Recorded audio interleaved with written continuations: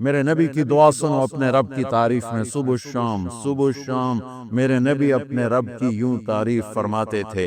سارے انسانوں کی تعریف اکٹھی کریں اللہ کے بارے میں تو میرے نبی کی حمد و ثنا اللہ کے بارے میں سب سے زیادہ ہے، سب سے زیادہ ہے۔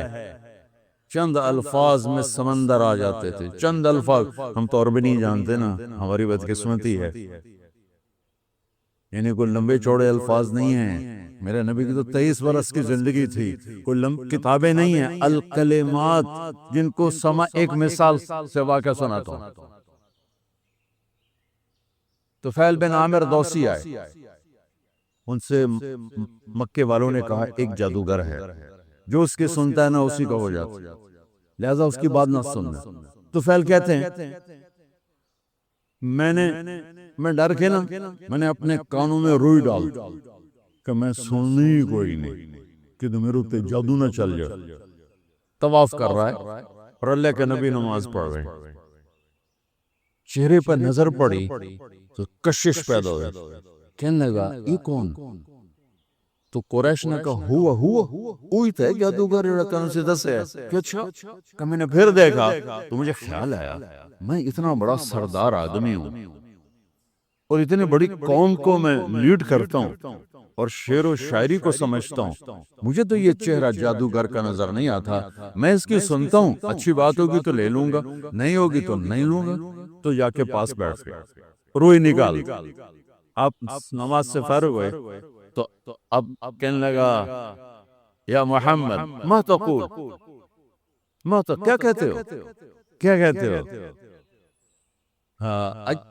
ہم جو عجمی ہیں نا، ہمارے مزاج ہیں بات کو لمبا کرنا، لمکائی جاؤنا، لسی چ پانی ٹھوکی جاؤنا، ٹھوکی جاؤنا، ٹھوکی جاؤنا، اور عرب کے مزاج میں مکھن نکالنا، مکھن نکال چند الفاظ میں پوری کتاب بھر دیتے۔ ایک ایسے واقعہ مزے کا سنا، میرا دوست عرب شاعر، ہم کٹھے قطر، تو ایک مضمون چل رہا تھا، میرا اس کے درمیان ایک بات چل رہی تھی، اس بات پر میں نے تائید کے لیے چند اشعار پڑھے کہ ہاں واقعی یہ بات ایسی ہی ہے، ہم دونوں ایک بات پہ متفق تھے۔ تو میں نے کہا وہ شاعر کہتا ہے وَمِمَّا شَجَانِي أَنَّنِي كُنْتُ نَائِمًا أُعَلِّلُ مِنْ بَرْدٍ بِطِيبِ التَّنَسُّمِ إِلَىٰ أَنْ دَعَتْ وَرْقَاءُ مِنْ غُصْنِ أَيْكَةٍ تَفَرَّدَ مَبْكَاهَا بِحُسْنِ التَّرَنُّمِ فَلَوْ قَبْلَ مَبْكَاهَا بَكَيْتُ صَبَابَةً بِسُعْدَى شَفَيْتُ النَّفْسَ قَبْلَ التَّنَدُّمِ ولكن بكت قبلي فحيج لي البكاء بكاها فقلت الفضل للمتقدم۔ کتنا لمبا چوڑا کلام ہے۔ وہ کہنے کا تم جو عجمی ہو نا، تم لمبی بات کرتے ہو، لسی اج پانی ٹھوکی جاندے ہو، اور ہم جو عرب ہیں ہم دو لفظوں میں بات ختم کرتے ہیں کہ یہ جو تم نے مضمون اتنا لمبا چوڑا بیان کیا ہے یہ 2 اشعار میں آ جاتا ہے، صرف 2 اشعار میں، نقل فؤادک حیث شئت من الہوى ما الحب الا للحبیب الاول کم منزل فی الارض یعلفہ الفتى وحنینہ ابدا لأول منزل، کہ تیرے 6 اشعار کا مضمون ان 2 اشعار میں آ جاتا ہے۔ یہ مزاج عرب ہے، یہ مزاج عرب ہے۔ تو میرے نبی نے کوئی بیٹھ کے 2 گھنٹے تقریر نہیں کی، سننا ما تقول یا محمد، کیا کہتے ہو؟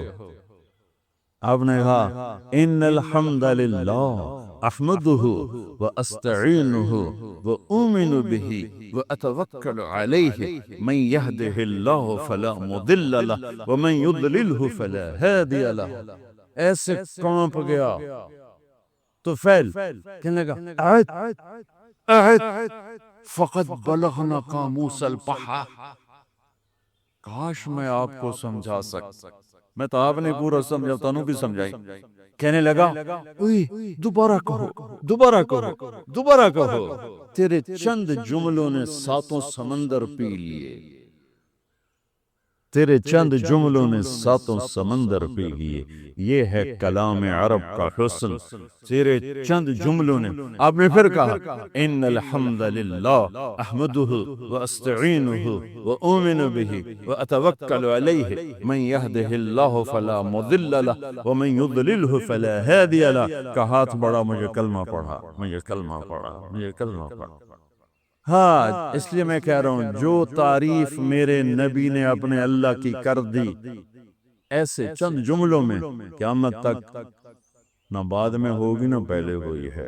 تو میرے نبی کی صبح و شام کی دعا کیا ہے؟ اللہم انت احق من ذکر و احق من عبد و انصر من ابتغی و ارعف من ملک و اجود من سئل و اوسع من اعطا انت الملک لا شریک لک والفرد لا ند لک کل شیء هالک الا وجهک لن تطاع الا باذنک ولن تعصى الا بعلمک تطاع فتشکر وتعصى فتغفر اقرب الشهيد وادنى حفيظ حلت دون النفوس اخذت بالنواصي كتبت الاثار ونسخت الاجال القلوب لك مفضيه والسر عندك علانيه الحلال ما احللت والحرام ما حرمت والدين ما شرعت والامر ما قضيت الخلق خلقك والعبد عبدك انت الله الرؤوف الرحيم. اب اس کو ترجمہ تو نہیں سمجھ میں آئے گا لیکن ردم تو اچھا لگ رہا ہوگا. کیا ردم ہے، کیا موسیقی ہے، کیا موسیقی ہے. اے اللہ پوری دھرتی میں تیرے سوا کوئی نہیں جس سے میں یاد کروں، تیرے سوا کوئی نہیں جس کے آگے سر چکاؤں، تیرے سوا کوئی نہیں جس کے آگے جھولی پھیلاؤں، ہاتھ پھیلاؤں، تیرے سوا کوئی نہیں جو کھل کے دے اور دیتے ہوئے خوش ہو، تیرے سوا کوئی نہیں جو ندا اور صدا اور پکار پر حاضر ہو. تو ہی ہے جو صدا پہ آتا ہے، ندا پہ آتا ہے، پکار پہ آتا ہے. بلکہ تجھے تو آنا ہی نہیں پڑتا کہ تو نحن اقرب الیہ من حبل الورید، تو پہلے ہی شارک سے زیادہ قریب ہے. آپ مسجد میں بیٹھے تھے تو آپ نے فرمایا اس دروازے سے ایک جنتی آنے والا ہے. تو ایک انصاری صحابی مدینے والے، وہ اتنے نامعلوم ہے کہ ان کا نام کسی حدیث میں نہیں آیا. ان کے ہاتھ میں جوتا تھا اور داڑھی میں وضو کا پانی تھا. وہ آ کے بیٹھ گئے، کسی نے بتایا بھی نہیں بھی تیرے بارے میں اللہ کے نبی نے یہ کہا.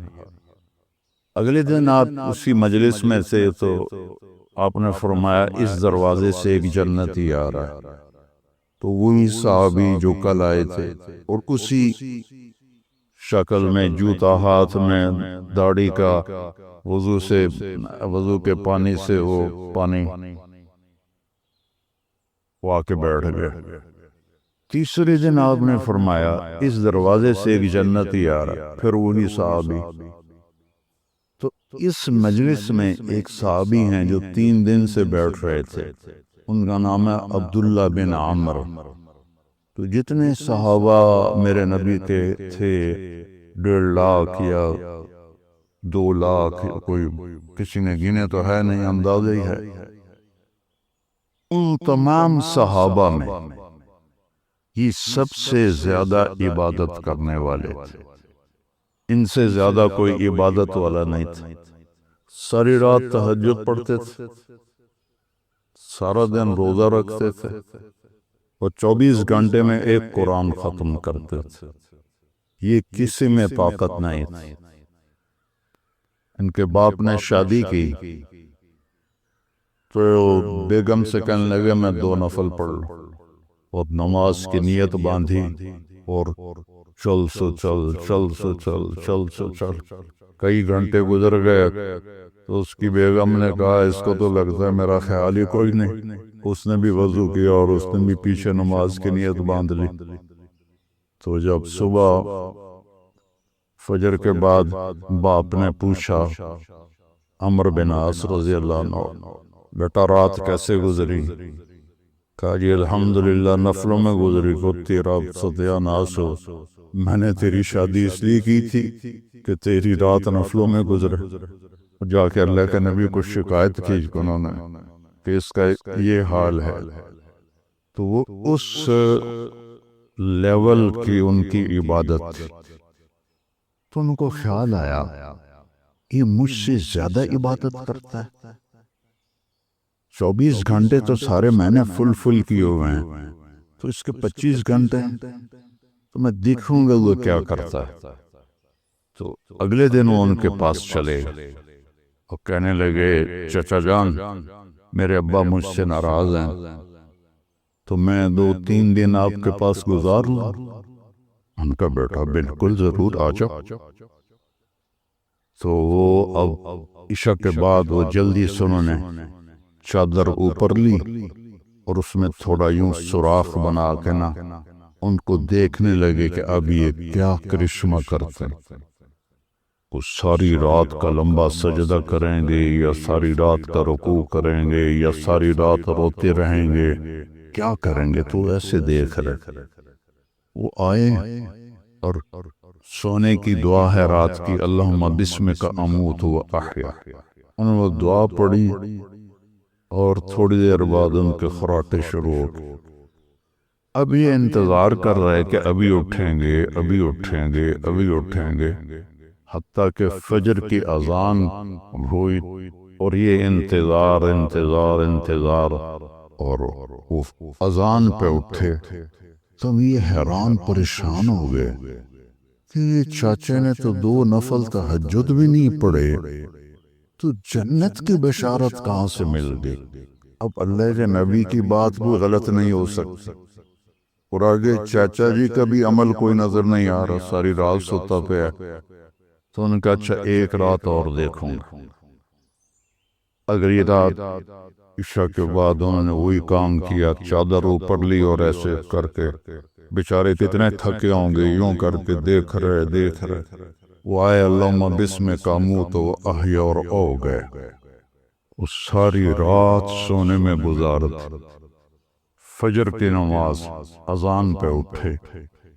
اب ان کی حیرت اور بڑھ گئی کہ اس زمانے میں تو منافق تہجد نہیں چھوڑتے تھے، تو ان کو تو جنت کی بشارت ملی پڑی ہے، یہ تہجد بھی نہیں پڑی اور جنت کی بشارت۔ اچھا ایک رات اور دیکھوں گا۔ تیسری رات وہی تماشا انہوں نے کیا، انہوں نے بھی وہی تماشا کیا، سیم انہوں نے اپنی سونے میں رات گزاری، یہ ان کو چیک کرنے میں لگے رہے۔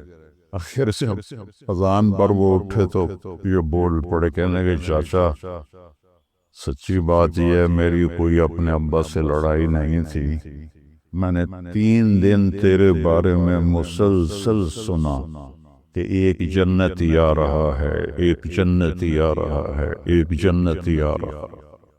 اللہ کے نبی نے تیرے بارے میں فرمایا، تو میں دیکھنے آیا تھا کہ آپ کیا کرتے ہیں، تو آپ تو ساری رات سوتے رہتے ہیں، تو یہ کیا چکر ہے؟ اللہ کے نبی تو بات بھی غلط نہیں ہو سکتی، وہ تیرے پاس پلے بھی کچھ نہیں ہے، جس کو وہ سمجھ رہے تھے کہ کچھ بندگی عبادت۔ کہنے لگے بھتیجے یہی ہے جو تو نے دیکھا ہے، اور میرے پاس کچھ بھی نہیں۔ تو وہ نہ بوجھل قدموں سے واپس، چونکہ وہ 2 چیزوں کو آپس میں جوڑ بٹھانا ان کو نظر نہیں آ رہا کہ ادھر جنت کی بشارت ہے، ادھر ساری رات کا سونا ہے۔ جب میں نے پہلے بتایا کہ اس زمانے میں تو منافق تہجد نہیں چھوڑتے تھے کہ پتہ نہ چل جائے، تو یہ ساری رات سو کے یہ کیسے جنت کیسے مل؟ جب وہ دروازے تک پہنچے نا تو کہنے گے بھتیجے ادھر آؤ، تمہیں اندر کی بات بتاؤں۔ تو انہوں نے کہا یوں بتائیں۔ تو کہنے گے یہ جو دل ہے نا، اس میں کسی کی نفرت کوئی نہیں، اس دل میں کسی کی نفرت کوئی نہیں، اور مجھے کسی سے حسد کوئی نہیں ہے۔ اللہ جب کسی کو کوئی نعمت دیتا ہے تو مجھے کبھی حسد نہیں ہوا، اور اس زبان سے یعنی کبھی کسی کو تکلیف نہیں پہنچائی۔ تو وہ ایسے کھڑے تھے، تو ان کا جو حدیث میں تو یہ ایکشن نہیں ہے، لیکن تھوڑا عربی سے مناسبت کی وجہ سے جو ان کا جو باڈی ریئیکشن ہوا وہ میں آپ کو دکھانا چاہتا ہوں۔ تو وہ کہنے لگے ہودا ہوا، اس نے اگو یہ پھٹا تھوڑا نہیں تو میں ڈہ نہ پاؤں کہنے ہاں ہوا یہی ہے یہی ہے، اور آگے کرنے گئے یہ ہمارے بس میں نہیں ہے۔ تو اللہ کے بندوں سے دل صاف رکھنا۔ اپنے گھروں میں اگر آپ کئی میاں بیوی آئے ہوئے ہیں، اپنے گھروں میں خوشی دیکھنا چاہتے ہو تو وہ پیسے سے نہیں آئے گی، وہ آپ کے اچھے اخلاق سے آئے گی، آپ کے اچھے رویے سے آئے گی، برداشت کرنے سے آئے گی۔ ایک دوسرے کی برداشت کرنے سے آپس میں محبتیں قائم ہوتی ہیں، چیزوں سے نہیں۔ زندگی کیسے گزارنی ہے؟ میرے نبی کی زندگی کا دوسرا رخ کہ بطور انسان زندگی کیسے گزارنی ہے، مرد عورت ہے، زندگی کیسے گزارنی ہے۔ پہلا رشتہ جو قائم ہوا دنیا میں وہ ہے خاوند اور بیوی، حضرت آدم اور حوا کا نکاح ہوا۔ اللہ تعالیٰ نے عورت کو کمزور بنایا تو پہلے دن سے اس کو عزت اور احترام دیا تاکہ ساری زندگی اس کمزوری سے ناجائز فائدہ نہ اٹھایا جائے بلکہ اس کو عزت دی جائے۔ کہ آدم علیہ السلام کے لیے مٹی اکٹھی کی، پانی ڈالا، گوندھا اور ایک سٹیچو بنایا اور ڈال دیا۔ جب وہ خشک ہوا اس میں روح ڈالی، اور پھر وہ ننگے بدن تھے، پھر ان کو جنت کے کپڑے پہنائے اور جنت میں ڈال دیا۔ اس کائنات کا حسن بھی عورت سے ہے اور جنت کا حسن بھی عورت سے ہے۔ حضرت آدم علیہ السلام جنت میں، لیکن بابے جی دا دل ہی نہیں لگتا، کلے کلے ہی ٹورے پھر دے۔ اب اللہ نے عورت کو بنانے کا ارادہ کیا تو اللہ ایک ڈھیر مٹی کا اکٹھا کر کے عورت کے لیے بھی بنا دیتا اور اس کا سٹیچو بنا دیتا اور اس کو خشک ہونے دیتا، پھر اس میں روح ڈالتا، پھر اس کو کپڑے پہناتا۔ آپ حیران ہوں گے، سبحان اللہ، اللہ نے ایسا نہیں کیا۔ آدم علیہ السلام سوئے، آنکھ کھلی تو دیکھا ایک خوبصورت حسین عورت۔ یہ بات اکثر لوگوں کو معلوم ہوگی کہ یوسف علیہ السلام دنیا کے حسین ترین انسان تھے، اور یہ بات شاید کسی کو معلوم نہیں ہوگی کہ دنیا کی سب سے حسین خوبصورت عورت حضرت حوا ہے۔ حوا جن پر بڑھاپا آیا ہی نہیں، 1000 سال کے قریب زندگی گزاری، بڑھاپا نہیں آیا۔ حضرت آدم اور حوا قریب قریب عمر تھی۔ حضرت آدم کی عمر تو کتابوں میں مل جاتی ہے 1000 برس، لیکن حضرت حوا کی عمر کتنی تھی یہ کہیں پڑھنے کو ملا نہیں، اس لیے میں اندازہ کرتا ہوں کہ قریب قریب ہوگی۔ بڑھاپا نہیں آیا، بیماری نہیں آئی، اور حضرت حوا کو مینسز بھی نہیں آتے تھے۔ یہ عجیب بات آپ کو بتا، اللہ نے اتنا جنت کا ان کے اندر نمونہ رکھا۔ تو جب حضرت آدم کی آنکھ کھلی تو دیکھا ایک حسن کا پیکر، انہوں نے تو جنت ہی بھول گئی۔ یا اللہ ہن دل تھریا جا، چل یا لے کون ہے؟ یا تیری بیگم؟ واہ جی واہ، موجاں ہی موجاں۔ تو اللہ تعالیٰ نے نکاح پڑھایا۔ سبحان اللہ، اپنے نبی کی شان دوبارہ سنو۔ تو اللہ نے کہا آدم اپنی بیگم کا مہر ادا کر۔ تو وہ پوچھنے لگے کیا مہر ہے؟ دیکھو ایک بات سنو، مہر کسی کی بیٹی کی قیمت نہیں ہوتی۔ $1 ہو یا $1 ٹریلین ہو، بیٹی کی کوئی قیمت نہیں ہوتی۔ یہ ایک نشان ہے کہ اس بچی پر اب یہ جو خامد ہے وہ موت تک خرچہ اس کے ذمہ ہے، بیوی کے ذمہ خرچہ نہیں ہے۔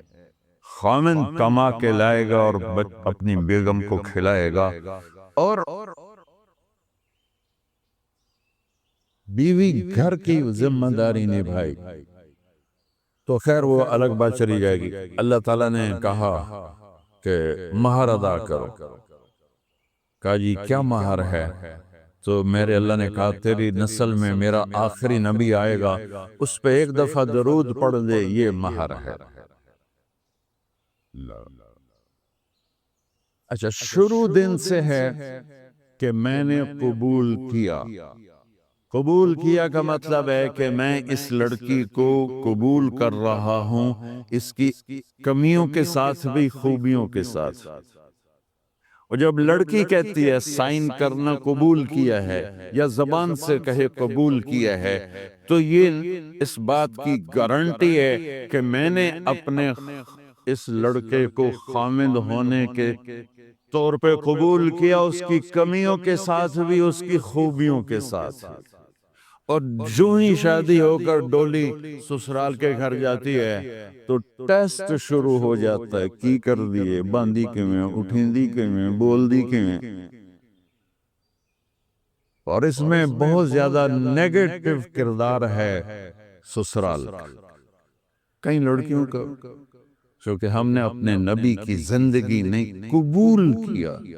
یہ واجب ہے کہنا قبول کیا، کہ اس میں پیغام ہے کہ اب میں اس کی میں کوئی کمی ہے وہ بھی قبول کروں گی، کوئی خوبی ہے تو سر ماتھے پر. اور لڑکا کہتا ہے کہ میں اسے قبول کرتا ہوں، اس کی خوبیوں کے ساتھ بھی کمیوں کے ساتھ بھی. یہ بات یاد رکھنا، پرفیکشن کبھی تلاش نہ کرنا، پرفیکشن کبھی تلاش نہ کرنا. اللہ نے 100 نمبر نہیں مانگے، 51، ایک نمبر اوپر ہو گیا. گناہ تمہارے 50 ہیں اور نیکی تمہاری 51 ہے، تو اس ایک پر ہم تمہیں جنت میں ڈال دیں. اب کوئی خامد اپنی بیوی میں پرفیکشن دیکھنا چاہے، بیوی اپنے خامد میں پرفیکشن دیکھنا چاہے، ساس سسر اپنی بہو میں، ساس سسر اپنے داماد میں، بھائی اپنے بھائی میں، ماں باپ اپنی اولاد میں، اولاد اپنے ماں باپ میں، جہاں یہ نظر ہوگی تو وہاں لڑائی ہوگی. کمیوں کے ساتھ قبول کرو. قبول کا لفظ اتنا واجب ہے، تھوڑے ڈر تو پھر بہ گئی تھی نا.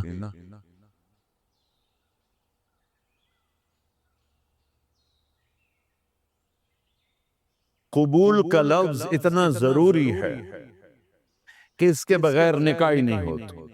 میں یہ کئی جگہ لطیفہ سنا چکا ہوں، اور واقعی قصہ بھی ہے، ایسے لطیفہ نہیں ہے. میرے دوست ہیں، ذمہ دار ہیں اچھے، تو ان کے گاؤں کا ایک بچہ چھوٹی عمر میں بسوں پہ جا کے نا وہ جاب پہ لگ گیا. تو اس کا کام ہوتا ہے بس کو صاف کرنا، ڈرائیور کو چائے پلانا، اور جہاں کہیں رش ہو تو اس کو ڈائریکشن دینا، استاد جی کٹ لو، استاد جی آن دیو، استاد جی جان دیو. تو یہ اس کا محاورہ بن جاتا ہے. اب اس کا نکاح ہوا تو مولانا صاحب نے کہا بھئی عبد الرحمن، میں فرضی نام لے رہا ہوں، نام مجھے اس کا یاد نہیں، عبد الرحمن زینب بنت اسلم نو تیرے نکاح دیتا 500 مہر تو قبول کیتا؟ تھوڑی دیر سوچ کے کہندا جی آن دیو. اس نے ساری زندگی آن دیو ہی سیکھا تھا. تو اس کے بھائی نے اس کو نہیں ماری تو کہنے لگا جی جان دیو.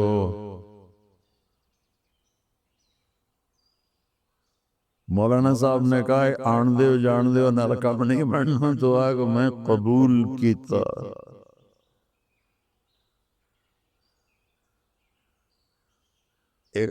یہ بھی صحیح واقعہ سنا رہا ہوں. ایک نوجوان نے بیوی کو 3 طلاق دے دی کٹھی. اب ہو گیا پریشان، مولانا صاحب کے پاس گیا، کوئی میرے جیسا ہوگا. مولانا صاحب 3 طلاق دے بیٹھا، کوئی مسئلہ کا حرام، کہ جی کوئی رستہ حرام، کوئی گنجائش حرام. اس نے جیب سے موٹا سا لفافہ نکالا اور مولانا کے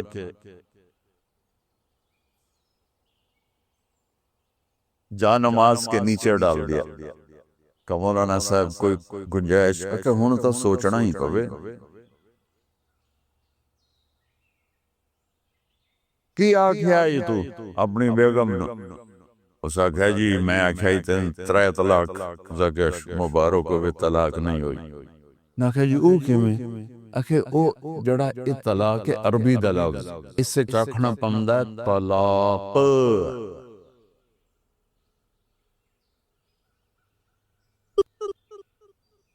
یا آپ کو صحیح واقعہ سنا رہا ہوں تو تم نے تو چھوٹے کاف کے ساتھ کہا ہے طلاق او کاف تا کتے آلہ ہے موجاں کر ایک لفافہ ہو راوے تو چاہے ساری زندگی دا حلال کر دے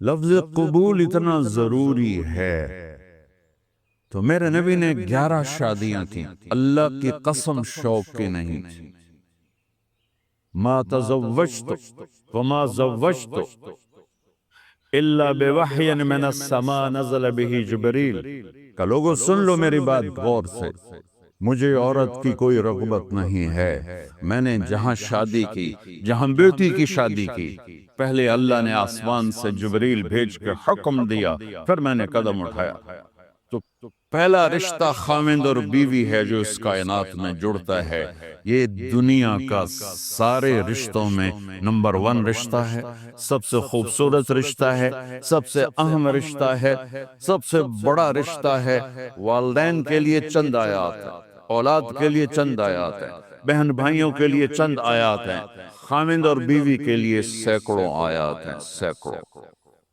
تو اگر آپ اپنے گھروں میں کامیابی دیکھنا چاہتے ہو اپنے گھر کو ہاؤس کی بجائے ہوم دیکھنا چاہتے ہو خوشی کا اگر آپ اسے گہوارہ بنانا چاہتے ہو اللہ کی قسم ڈگریوں سے نہیں ہوگا محبت سے ہو میرے نبی سے پوچھا گیا یا رسول اللہ اسلام کا سب سے مضبوط عمل نہیں میرے نبی نے سوال کیا بولو بھائی اسلام کا سب سے مضبوط عمل کیا ہے صحابہ نے کہا نماز نہیں سبحان ابھی میں نماز کی کتنی اہمیت بتا چکا انہوں نے عرض کیا جہاد آپ نے فرمایا نہیں تو صحابہ نے عرض کیا روزہ آپ نے فرمایا نہیں اللہ اکبر یا رسول اللہ حج آپ نے فرمایا نہیں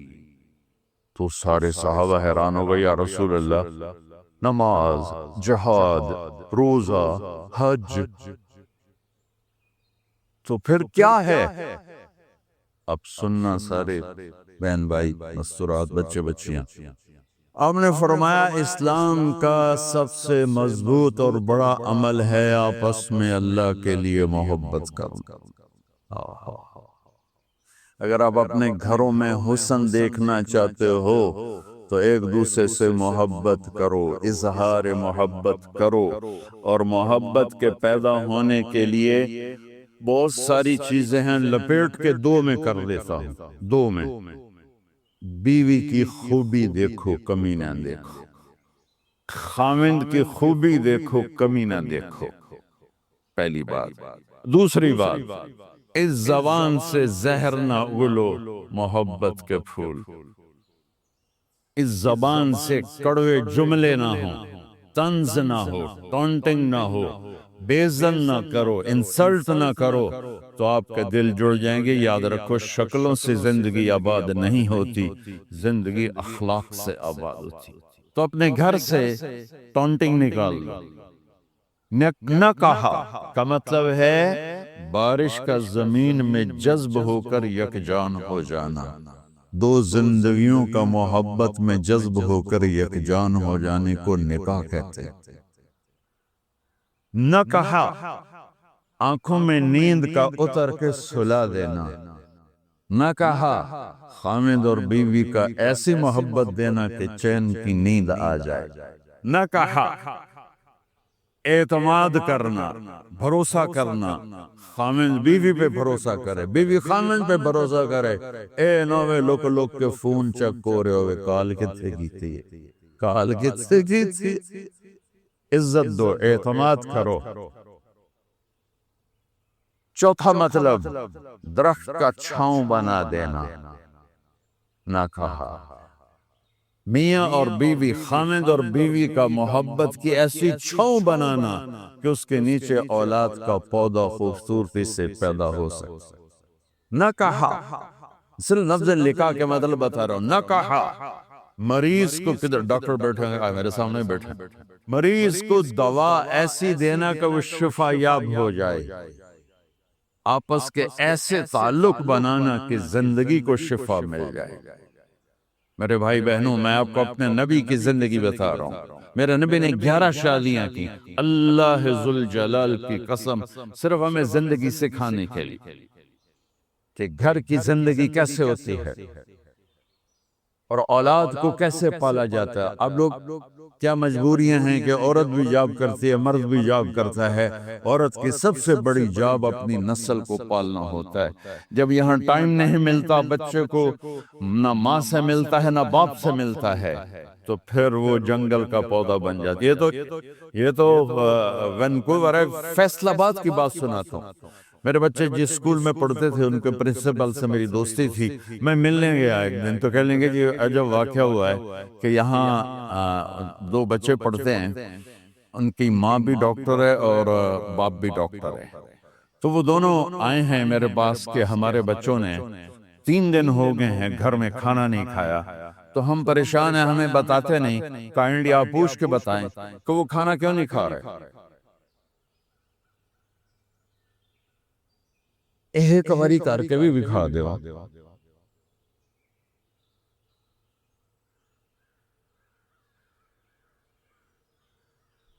ہمارا دین اتنا خشک نہیں، ہمارے مولوی صاحبان نے زیادہ خشک بنا دیا۔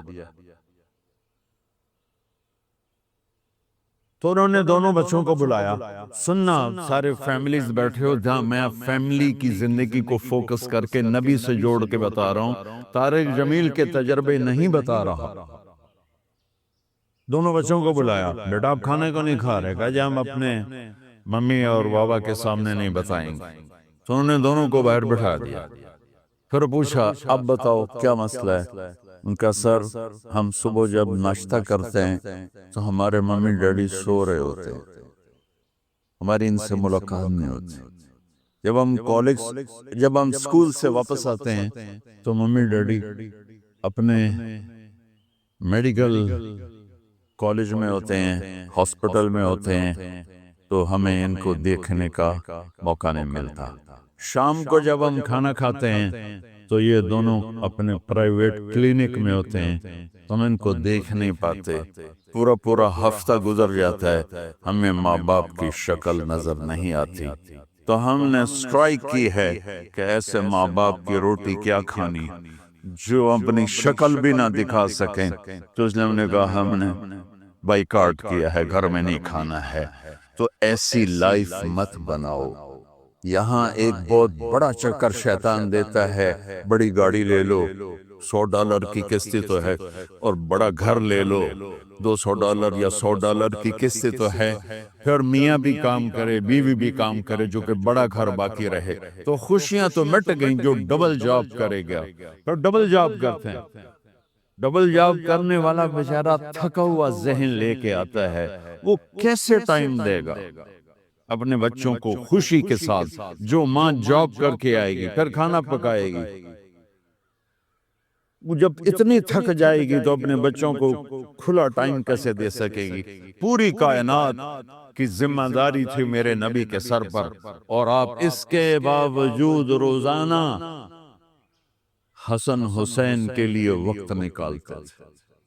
اور انہوں کو آ کر کوئی لیکچر نہیں، دیکھو ماں باپ سے بات کرتا ہوں، لیکچر تھوڑا دو، محبت زیادہ کرو، یہ نہ کرو، یہ کیوں کیا، یہ کرو، یہ کرو، یہ چھوڑ کر صرف سینے سے لگاؤ، پھر محبت دو، کمیوں سمیت بچوں کو قبول کرو، ان کی زندگی تبدیل ہو جائے گی۔ اتنے بڑے نبی، اتنی بڑی ذمہ داری، اور اتنا درد سینے میں کہ آپ کے سینے سے ایسے ابلنے کی آواز آتی تھی جیسے ہانڈی ابلتی ہے، اس کے باوجود آپ روزانہ کہتے این اللقا، میرے شرارتی بچے کدھر ہیں؟ تو وہ بھاگے بھاگے آتے. دیکھو میں فزیکل کر کے بتاؤں گا تاکہ آپ کو پتہ چلے زندگی کیسے گزاری.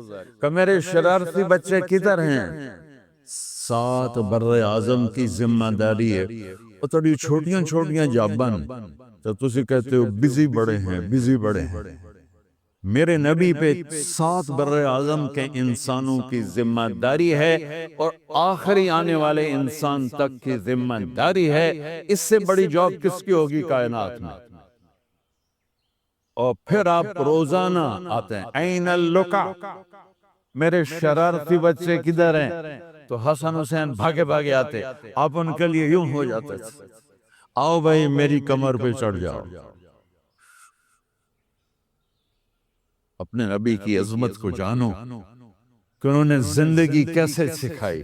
چاند کے 2 ٹکڑے کر دینا کوئی معمولی بات ہے، آسمان چیر کے چلے جانا معمولی بات ہے، ایک زندگی سکھا کے جانا سب سے بڑی بات. کتنی اولادیں برباد ہو گئی ماں باپ کی وجہ سے، کتنے گھر اجڑ گئے ساس سسر کی وجہ سے، کتنے گھر اجڑ گئے لڑکی کے بدتمیز ہونے کی وجہ سے، کتنے گھر اجڑ گئے لڑکے کے شرابی اور باہر کی گندگی کی وجہ سے. زندگی سیکھو. یہ اتنے بڑے نبی ہو کر آپ یوں ہو رہے ہیں جیسے میں نے آپ کو کر کے دکھایا. دونوں کو اوپر بٹھا لیتے اور کمر میں چکر لگاتے تھے، پھر یوں کر کے پوچھتے تمہارا اونٹ کیسا ہے؟ پھر دونوں کو اتار دیتے اور اپنی نواسی زینب جن کو حضرت علی کی وراثت ملی، کس کی؟ علم کی، فصاحت اور بلاغت، ان کو کمر پہ بیٹھا لیتے اور اکیلی زینب کو پورے گھر میں چکر لگواتے تھے. اور بھی دکھ ہیں زمانے میں محبت کے سوا، راحتیں اور بھی ہیں وصل کی راحت کے سوا. کیا صرف کمانا ہی کام ہے؟ ادھار کی زندگی سے بچو، خوش و خرم رہو. اس کو قسط دینی ہے، یہ قسط دینی ہے، یہ قسط دینی ہے، یہ دینی ہے. سر میں درد نہیں ہوگا تو اور کیا ہوگا؟ تو آپ اتنے بڑے عظیم ہو کر وقت نکال رہے ہیں. اور حضرت ابو ہریرہ فرماتے ہیں میری آنکھوں نے دیکھنا سارے کہ آپ نے کبھی حسن کبھی حسین یہاں جیسے مائیں کرتی ہیں ادھر کھڑا کیا ہوا ہے اور جھولا جھولا رہے ہیں ایسے، اور ان کے دونوں ہاتھ پکڑ کر کہہ رہے ہیں آ جاؤ اوپر، آ جاؤ اوپر، آ جاؤ، آگے پہاڑی ہے، اوپر آ جاؤ، آگے پہاڑی ہے. تو ایسے ایسے آتے اور اوپر آؤ، وہ یہاں آ جاتے، آگے آؤ وہ یہاں آ جاتے، آگے آؤ وہ یہاں آ جاتے. تو پھر آپ یوں ہو جاتے آگے آؤ، تو چڑھتے چڑھتے یہاں آ جاتے، وہ یہاں آ جاتے. تو آپ ان کے ہاتھ فکس کر کے آگے بڑھ کر ان کے ہونٹوں کا بوسہ لیتے اور کہتے یا اللہ میں ان سے پیار کرتا ہوں، تو بھی ان سے پیار فرما. بھائیو اللہ کی قسم پیسے سونے چاندی سے زندگی میں خوبصورتی نہیں آتی، نبی کی غلامی سے زندگی میں خوبصورتی آتی. اتنے بڑے نبی ہیں اور حضرت عائشہ سے کہہ رہے ہیں دوڑ لگائیں. یہاں کسی مولانا سے پوچھو اپنی بیوی سے کبھی کہا ہے کہ دوڑ لگائیں؟ الٹو سوٹا لے تے کھلو جاوے گا. عائشہ دوڑ لگائیں، اور واپسی کہاں سے ہو رہی ہے؟ دوڑ کہاں لگ رہی؟ جہاد کے سفر سے واپسی ہو رہی. اور آپ نے اپنے صحابہ سے کہا سب آگے چلے جاؤ. جب سارے آگے چلے گئے اور کوئی نظر نہیں آ رہا تو آپ نے کہا عائشہ آؤ دوڑ لگائیں. تو حضرت عائشہ کہتی ہم نے دوڑ لگائی تو میں آگے نکل گئی لیکن ابھی پیچھے رہ گئے. کچھ سال گزرے تو پھر ہم سفر سے واپس آ رہے تھے تو آپ نے صحابہ سے فرمایا سب آگے چلے جاؤ، چلے گئے. آپ نے کہا عائشہ دوڑ لگائیں، یہ لگائیں. کون دنوں میں ذرا موٹی ہو گئی تھی تو پھر اللہ کے نبی آگے نکل گئے، میں پیچھے رہ گئی. تو آپ نے کہا عائشہ ہاذہ بتلک، آج تو اور میں برابر